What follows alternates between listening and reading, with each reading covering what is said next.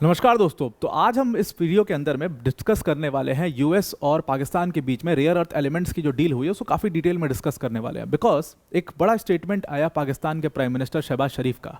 शहबाज शरीफ का कहना था कि देखिए पाकिस्तान की तो अब किस्मत ही बदलने वाली है, बिकॉज क्योंकि उन्होंने रेयर अर्थ एलिमेंट्स की डील यूएस के साथ साइन कर ली है। बहुत बड़े अमाउंट में $500 मिलियन अभी इन्वेस्ट किए हैं इनिशियली, लेकिन पाकिस्तान का मानना है कि यूएस बहुत बड़े और यूएस कंपनीज, सिर्फ एक कंपनी अभी तो आई है लेकिन ऐसी बहुत सारी यूएस की कंपनीज जो हैं वो पाकिस्तान में आएंगी और रेयर अर्थ एलिमेंट्स की माइनिंग, प्रोसेसिंग, एक्सप्लोरिंग, मतलब सब चीज़ में काफ़ी ज़्यादा इन्वेस्ट करने वाली हैं लगभग। और उसके बाद डोनाल्ड ट्रंप का आपने वो स्टेटमेंट, तो बहुत फेमस स्टेटमेंट जो था वो सुना ही था कि $6 ट्रिलियन जो डॉलर्स के रेयर अर्थ एलिमेंट्स जो हैं वो पाकिस्तान में मौजूद हैं और इन मतलब रेयर अर्थ एलिमेंट्स को, सबको जो रिजर्व्स है उसको हम एक्सप्लोर करेंगे और इसमें से हम एक्सट्रैक्ट करेंगे। अब ये सब तो सब बड़ी बड़ी बातें यहाँ पर यूएस ने भी कर दी, डोनाल्ड ट्रंप ने कर दी और पाकिस्तान ने बिलीव भी कर लिया। अब कितना बिलीव किया कितना नहीं किया वो तो खैर दूसरी बात है, लेकिन लोगों को बेवकूफ़ बनाने का एक जरिया तो मिल ही गया है शहबाज शरीफ को। तो शहबाज शरीफ का जो स्टेटमेंट था इसको पूरी तरीके से हम इस वीडियो में देखने वाले हैं कि क्या सच में पाकिस्तान के दिन बदल जाएंगे, क्योंकि लोगों के सामने इस पूरी डील को ऐसे ही प्रोजेक्ट किया है पाकिस्तान ने अपनी जनता के सामने कि अब पाकिस्तान के दिन बदल जाएंगे। देखो हमारे ऊपर जितना लोन था, हम जितने मतलब डेफिसिट जितना था, सब कुछ हम ख़त्म कर देंगे, सब कुछ हम बराबर कर देंगे इस रेयर अर्थ एलिमेंट्स के में ट्रेड करके, इसमें बिजनेस करके। और एक समय ऐसा आएगा जिसमें हम चाइना को भी पीछे कर देंगे, ऐसा भी कहा गया है, क्योंकि पिछले 4 डिकेड से चाइना लगातार रेयर अर्थ एलिमेंट्स के मार्केट के ऊपर मोनोपोली है चाइना की पूरी तरीके से। 90 से 95% पूरी मोनोपोली चाइना की है। और इसके ऊपर हम कई बार बात भी कर चुके हैं कि चाइना की मोनोपोली कैसे है, उसके ऊपर आज नहीं जाएंगे। पर उन्होंने कहा कि 4 डिकेड्स, और देखो चाइना में जब ये रेयर अर्थ एलिमेंट्स का एक्सप्लोरेशन शुरू हुआ तो चाइना की जैसे किस्मत बदल गई वैसे पाकिस्तान की भी किस्मत बदल जाएगी, हम भी एक बड़े ही डेवलप्ड नेशन हो जाएंगे। अब ये चीज़ इतनी आसान नहीं है जितना शहबाज शरीफ कह रहा है, और या जितना आसिम मुनीर को लगता है या शहबाज शरीफ को लगता है। ये चीज़ उतनी आसान नहीं है, उसको समझने की कोशिश करते हैं डिटेल में, पूरा एक एक पॉइंट समझेंगे कि पाकिस्तान के लिए सबसे बड़ा प्रॉब्लम जो है वो क्या है। और रेयर अर्थ एलिमेंट्स का एक्सप्लोरेशन जितना बच्चों का खेल है समझ रहे हैं उतना है नहीं। भारत में भी बहुत सारे रेयर अर्थ मिनरल्स के रिजर्व्स हैं, लेकिन भारत क्यों चाइना को टक्कर नहीं दे पा रहा है, या भारत क्यों दुनिया के टॉप लीडिंग प्रोडक्शन में नहीं आ पाता है, कारण है उसका, उसको समझेंगे डिटेल में। पर वीडियो में आगे जाने से पहले एक बहुत बड़ी अनाउंसमेंट अनअकैडमी टीम की तरफ से कि जिसका सबको, हर बच्चे को इंतजार था। अनअकैडमी का स्पेशल लर्निंग फेस्टिवल जो है वो फाइनली आ चुका है। फ्री ऑफ कॉस्ट ये लर्निंग फेस्टिवल होता है। इसमें आप यूपीएससी की जो स्पेशल क्लासेस है, जो इंडिया के प्रोबेबली इंडिया के टॉप एजुकेटर्स लेते हैं, अनअकैडमी के टॉप एजुकेटर्स लेते हैं, वो आप फ्री ऑफ कॉस्ट अटेंड कर सकते हो। मतलब ये इतनी हाई यील्डिंग क्लासेस होती हैं कि हज़ारों बच्चे हर साल इन क्लासेस को फ्री ऑफ कॉस्ट अटेंड करते हैं। आपको भी मौका मिल रहा है, आप भी इसको फ्री ऑफ कॉस्ट अटेंड कर सकते हो। जो हमारा फेस्टिवल है वो कल यानी कि 3 नवंबर से शुरू होगा, 5 नवंबर तक चलेगा। 3 दिन का ये लर्निंग फेस्टिवल होगा, फ्री ऑफ कॉस्ट, ₹1 आपको नहीं देना है इसमें। लिंक हमने डिस्क्रिप्शन में दी, उस पर जाना है और फ्री में एनरोल कर लेना है। इसके लिए टॉप एजुकेटर से आप डायरेक्ट चैट भी कर सकते हो, इसमें ध्यान रखिएगा। उसके साथ आप पोल्स में जो है वो अटेम्प्ट कर सकते हो, आप डाउट्स जो है वो देन एंड देयर क्लियर कर सकते हो। ये सारी चीज़ें आपको यहाँ पर फ्री ऑफ कॉस्ट अनअकैडमी की सारी चीज़ें मिल रही हैं। ज़रूर से ज़रूर इसके लिए आप जो है एनरोल करिए, फ्री ऑफ कॉस्ट इसका आप इसमें एनरोल कर सकते हो। Now coming back to the topic, तो यूएस और पाकिस्तान के बीच में एक बहुत ही हिस्टोरिक डील हुई, जो मतलब पाकिस्तान ने प्रेजेंट किया इसको हिस्टोरिक की तरह रेयर अर्थ एलिमेंट्स के लिए। यूएस की प्रोबेबली टॉप मोस्ट कंपनी जो है, जिसको माना जाता है रेयर अर्थ एलिमेंट्स के रिसाइकलिंग के लिए, प्रोसेसिंग के लिए, एक्सप्लोरेशन के लिए, यानी कि यूएसएसएम यानी कि यूएस स्ट्रैटेजिक मेटल्स, उसने कहा कि जी हम पाकिस्तान में अब 500, मतलब ट्रम्प के कहने पर ही एक पूरा कहा उसने कि हम अब $500 मिलियन जो है वो पाकिस्तान में इन्वेस्ट करेंगे। उन्होंने $500 मिलियन पाकिस्तान में इन्वेस्ट किया भी, और उन्होंने कहा कि अब हम पाकिस्तान के अंदर जो रेयर अर्थ, हमें लगता है कि रेयर अर्थ एलिमेंट्स के बहुत बड़े रिजर्व्स पाकिस्तान में हैं बेस्ड ऑन सम स्टडीज़, तो उन्होंने कहा अब हम उसको डेवलप करेंगे, अब हम उसको रिफाइन करेंगे, हम उसको एक्सप्लोर करेंगे, और रेयर अर्थ एलिमेंट्स में पाकिस्तान और यूएस जो है वो लीडिंग कंट्रीज होंगी। अब ऐसा क्यों किया गया था? ऑब्वियसली चाइना ने जब अपनी चूड़ी टाइट करी थी इनकी, तो चाइना को काउंटर करने के लिए इन्होंने बहुत सारे सपने देखे। तो यूएस ने डाइवर्सिफाई करना शुरू किया अपने रेयर अर्थ एलिमेंट्स के सोर्सेस को, दूसरे से उसने एग्रीमेंट शुरू किया। उसी कड़ी में इसने पाकिस्तान के साथ एक बड़ा एग्रीमेंट किया, और शुरू से ट्रंप का ये एजेंडा था कि पाकिस्तान के साथ उनको करना है, और इसीलिए वो भारत के भी खिलाफ गए और तमाम हमने वो सब सारी चीज़ें देखी थी। लेकिन आज हम उसके ऊपर बात, मतलब प्राइमरली उसके ऊपर बात नहीं कर रहे हैं। इन्होंने कहा कि ट्रंप ने एक स्टेटमेंट दिया कि पाकिस्तान के अंदर $6 ट्रिलियन के अनटैप्ड रिजर्व्स हैं, और अगर ये अनटैप्ड रिजर्व्स हम खोल पाएं, मतलब खासतौर से बलूचिस्तान और खैबर पख्तूनवा, ये दोनों रीजन में अगर हम इस अनटैप्ड रिजर्व को थोड़ा सा खोल पाएं, थोड़ा सा समझ पाएं, इसको थोड़ा बाहर निकाल पाएं, तो आप पूरे मतलब दुनिया के टॉप लीडिंग जो प्रोड्यूसर्स हैं उनमें आपका नाम आ सकता है पाकिस्तान का, और पाकिस्तान को ये सपने अपने दिखा करके इन लोगों ने ये सारी बातें बड़ी बड़ी कर दी। अब ये सारी बड़ी बड़ी बातें कर दी और पाकिस्तान ने इसको मान भी लिया। और सबसे बड़ी बात तो दिक्कत, सबसे बड़ी विडंबना पाकिस्तान की है कि उसके नेताओं ने लोगों को भी वर्गला दिया। ये चीज़ क्या है, क्योंकि अब देखो दी हमारे तो दिन पलटने वाले हैं।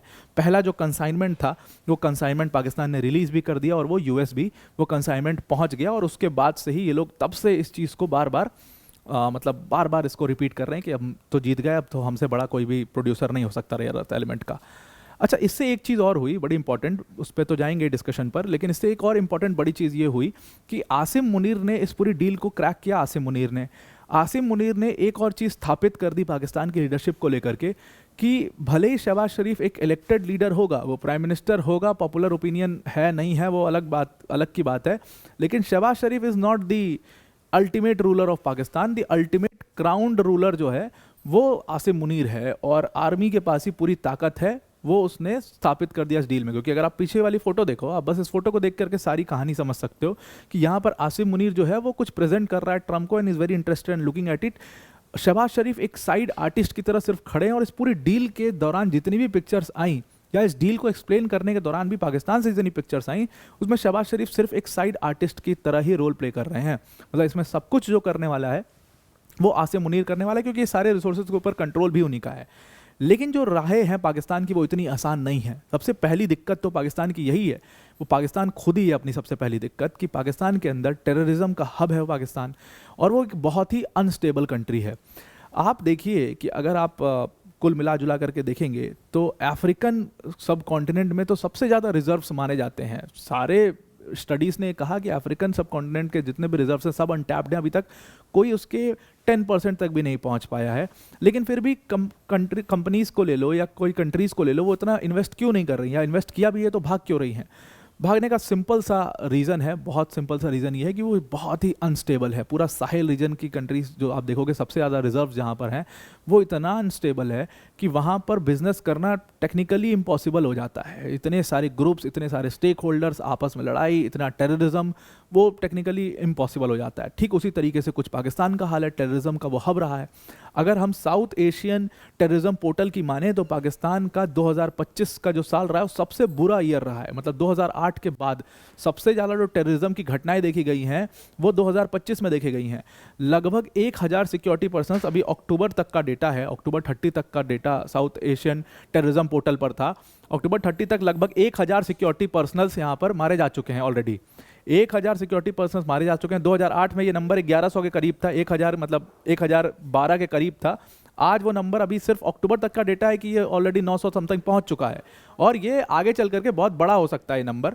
तो एक तो ये प्रॉब्लम हो गई कि पाकिस्तान जो है वो बहुत ही अनस्टेबल कंट्री है, इतना सारा टेररिज्म के इशूज़ हैं। और 2025 में आपने देखा कि एक तो टेररिज्म की वजह से भारत के साथ 4 दिन कॉन्फ्लिक्ट में रहे, उसके बाद अभी ये लगातार अफगानिस्तान के साथ ऑनगोइंग कॉन्फ्लिक्ट में है ही, और एक पूरे वॉर के लिए उनके डिफेंस मिनिस्टर कह रहे हैं और दुनिया भर की। तो इतना अनस्टेबल कंट्री में पैसा इन्वेस्ट तो कर देंगे, लेकिन वो क्या निकल पाएगा? चाइना ने इन्वेस्ट किया, क्या हुआ? आज तक सीपेक का पूरा काम जो है वो कंप्लीट नहीं हो पाया। ये आप एक बहुत बड़ा एग्जाम्पल है और एक बहुत बड़ी सीख है।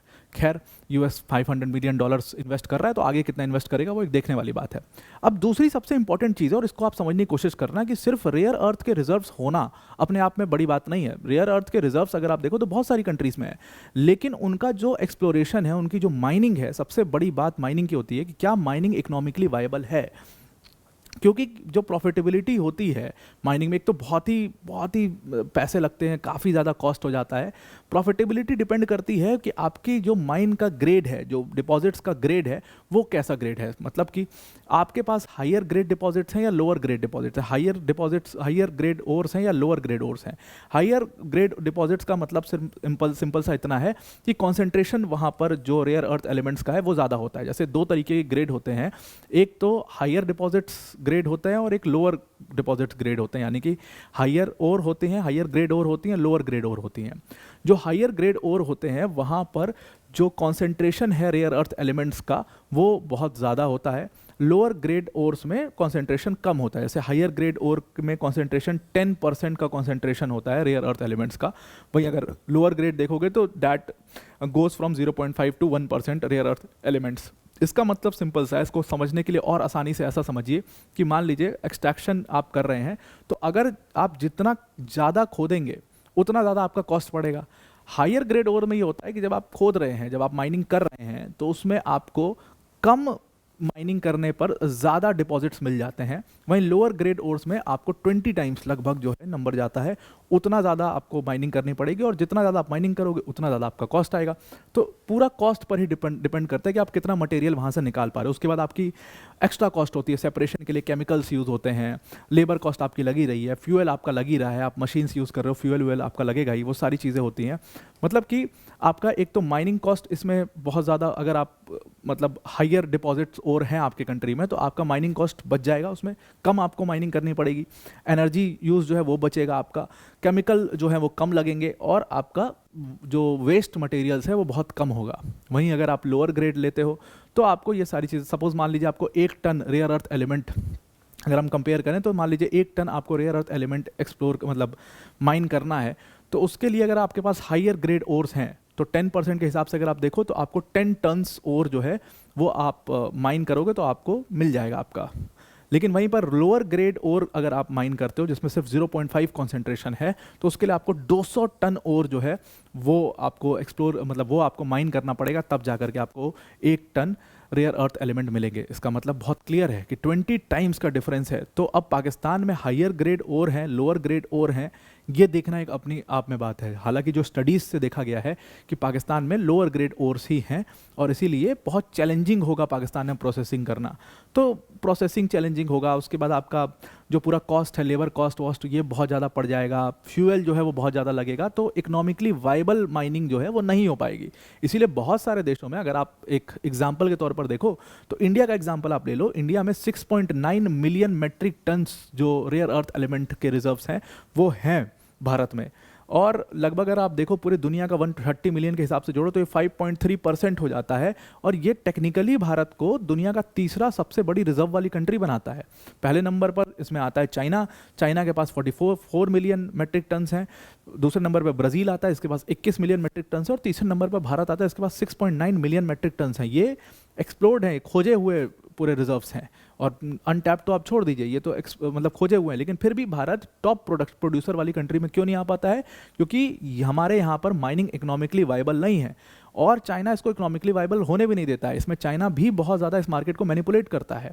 अब क्योंकि चाइना 90 से 95% पूरे मार्केट को होल्ड करता है, पूरा मार्केट शेयर होल्ड करता है, वो किसी भी कंट्री को जब देखता है कि ये कंट्री एंटर करने वाली है, तो वो इतना ज़्यादा माइनिंग करना शुरू कर देता है, वो इतना ज़्यादा फ्लड कर देता है रेयर अर्थ एलिमेंट से मार्केट को कि प्राइसेस बहुत लो हो जाती हैं। और जिस स्केल पर चाइना इसको प्रोसेस करता है, माइन करता है, रिफाइन करता है, उस स्केल पर कोई और कंट्री कर नहीं सकती। तो जितना बड़ा स्केल होगा उतनी ज़्यादा कम प्राइसेस होंगे, और इसीलिए दूसरी कंट्रीज़ के लिए बहुत बड़ा ये इकोनॉमिक चैलेंज हो जाता है, और वो माइन कर ही नहीं पाती हैं। अगर हम एक स्टडी पर बिलीव करें, centre for strategic and international studies की बात माने, तो उन्होंने कहा कि चाइना जानबूझ करके ग्लोबल मार्केट को मैनिपुलेट करता है। वो इतना फ्लड कर देता है कि प्राइसेस इतने लो हो जाते हैं कि इकोनॉमिकली वाइबल माइनिंग कोई भी कंट्री कर नहीं पाती। अगर ऐसे देखो तो ऑस्ट्रेलिया जो है चौथे नंबर पर आता है। ऑस्ट्रेलिया में बहुत बड़े रिजर्व्स हैं, लेकिन ऑस्ट्रेलिया कभी बराबरी चाइना की नहीं कर पाता, या कोई भी country for that instance China की बराबरी इसमें नहीं कर पाती। ये तो एक बात हो गई।